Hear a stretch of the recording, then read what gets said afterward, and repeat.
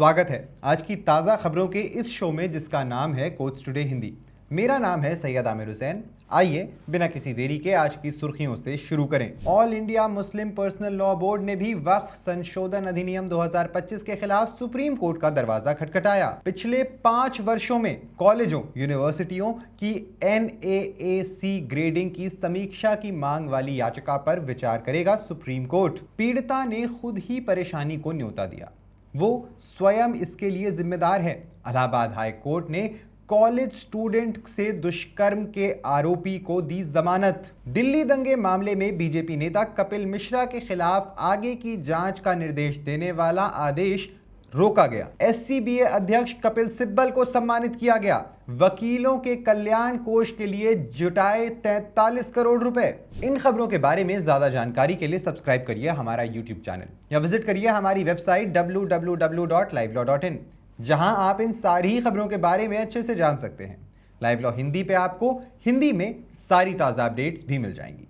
अगर आपको ये वीडियो पसंद आया है तो इसे लाइक करिए और कमेंट करिए अपने व्यूज़। हमें YouTube पर सपोर्ट करने के लिए हमारे वीडियो को शेयर करिए। आप हमें सपोर्ट करके लीगल जर्नलिज्म को प्रमोट कर सकते हैं। चलिए अब बढ़ते हैं आज की खबरों की ओर। बेंगलुरु शहर की जामिया मस्जिद के मुख्य इमाम मोहम्मद मकसूम इमरान ने वक्फ संशोधन अधिनियम 2025 को इस आधार पर चुनौती देते हुए एक रिट याचिका दायर की है कि ये वक्फ के चरित्र और सार को पूरी तरह से बदलकर संविधान के अनुच्छेद 14, 25 और 26 का उल्लंघन करता है, जो मुस्लिम कानून द्वारा पवित्र, धार्मिक या धर्मार्थ के रूप में मान्यता प्राप्त किसी भी उद्देश्य के लिए चल या अचल संपत्ति के स्थायी समर्पण का एक रूप है। ये कहा गया है कि संशोधन वक्फ के धार्मिक चरित्र को विकृत करते हैं, जबकि वक्फ और वक्फ बोर्ड के प्रशासन में लोकतांत्रिक प्रक्रिया को भी अपूरणीय रूप से नुकसान पहुंचाते हैं। ये जनहित याचिका मुस्लिम समुदाय के संवैधानिक अधिकारों की रक्षा करती है। ये सुनिश्चित करती है कि वक्फ संपत्तियां जो समुदाय का केंद्र हैं और आम मुसलमानों की शिक्षा और सामाजिक ज़रूरतों के लिए एक रीढ़ हैं, वो सुरक्षित रहें। सुप्रीम कोर्ट ने कल 9 अप्रैल को एक जनहित याचिका पर नोटिस जारी किया, जिसमें उच्च शिक्षा संस्थानों यानी हायर एजुकेशन इंस्टीट्यूशंस की राष्ट्रीय मूल्यांकन और प्रत्ययन परिषद NAAC द्वारा निष्पक्ष और पारदर्शी ग्रेडिंग सुनिश्चित करने के उपाय करने की मांग की गई थी। न्यायमूर्ति PS नरसिम्हा और न्यायमूर्ति जॉय माल्या बागची की पीठ एक गैर सरकारी संगठन बिस्ट्रो डेस्टिनो फाउंडेशन द्वारा दायर याचिका पर सुनवाई कर रही थी। याचिका के अनुसार NAAC द्वारा ग्रेडिंग प्रक्रिया की पारदर्शिता पर चिंता जताई गई थी। इसमें कहा गया है कि मार्च 2023 में GAG द्वारा किए गए ऑडिट में NAAC की मूल्यांकन प्रक्रियाओं में गंभीर विसंगतियां सामने आई हैं। याचिका में NAAC के भीतर खामियों और भ्रष्टाचार के मुद्दे को उठाया गया है, क्योंकि CBI ने 1 फरवरी 2025 को बेहतर ग्रेडिंग के लिए रिश्वत लेने के आरोप में NAAC अधिकारियों के खिलाफ अपनी जांच शुरू की थी। क्या पीड़िता ने बलात्कार को आमंत्रित किया? ये इलाहाबाद उच्च न्यायालय की एक चौंकाने वाली टिप्पणी है।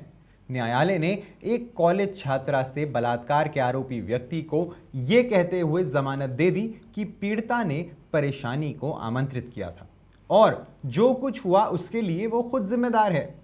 प्राथमिकी के अनुसार पीड़िता दोस्तों के साथ दिल्ली के एक बार में आरोपी से मिली थी। वो बहुत नशे में थी और आराम करने के लिए उसके साथ जाने को तैयार हो गई। उसने अपने घर ले जाने के बजाय वो कथित तौर पर गुड़गांव में एक रिश्तेदार के फ्लैट पे ले गया, जहां उसने उसके साथ 2 बार बलात्कार किया। हालांकि न्यायालय ने कहा कि पीड़िता MA की छात्रा थी और अपने कृत्य की नैतिकता और महत्व को समझने में सक्षम थी। कोर्ट ने यह भी उजागर किया कि उसकी मेडिकल रिपोर्ट में एक टूटी हुई हाइमन दिखाई गई थी, लेकिन यौन उत्पीड़न पर कोई विचार नहीं दिया गया था।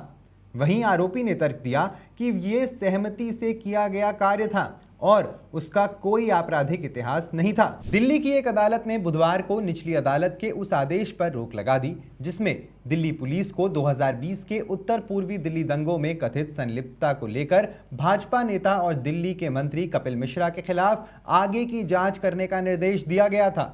राउज एवेन्यू कोर्ट की विशेष न्यायाधीश कावेरी बवेजा ने दिल्ली पुलिस द्वारा दायर पुनरीक्षण याचिका पर नोटिस जारी किया, जिसमें ACJM द्वारा 1 अप्रैल को पारित आदेश को चुनौती दी गई थी। ये प्रस्तुत किया गया कि दंगों में बड़ी साजिश का आरोप लगाने वाले UAPA मामले के लंबित होने के बारे में जानकारी होने के बावजूद ACJM ने आगे की जांच का निर्देश देकर मामले से निपटने वाली विशेष अदालत के अधिकार क्षेत्र का अतिक्रमण किया है। अधिवक्ताओं के कल्याण के लिए 43 करोड़ से अधिक राशि जुटाई गई। सुप्रीम कोर्ट बार एसोसिएशन के अध्यक्ष और वरिष्ठ अधिवक्ता कपिल सिब्बल के प्रयासों से वकीलों के कल्याण के लिए 43 करोड़ और 43 लाख रुपए की राशि जुटाई गई है। यह उल्लेखनीय उपलब्धि कॉरपोरेट सामाजिक उत्तरदायित्व यानी CSR योगदान के माध्यम से संभव हुई है, जो कि सिब्बल द्वारा SCBA अध्यक्ष पद के लिए अपने अभियान के दौरान किए गए वादों के अनुरूप है। इस राशि का उपयोग अधिवक्ताओं के लिए चिकित्सा दावों, बीमा और अन्य कल्याणकारी पहलों का समर्थन करने के लिए किया जाएगा। इस उपलब्धि के सम्मान में अधिवक्ता G शेषागिरी द्वारा स्थापित सुप्रीम कोर्ट के वकीलों के एक शैक्षणिक मंच फ्राइडे ग्रुप ने 9 अप्रैल को सुप्रीम कोर्ट परिसर के भीतर लाइब्रेरी 2 में या लाइब्रेरी 2 में आयोजित समारोह में कपिल सिब्बल को सम्मानित किया।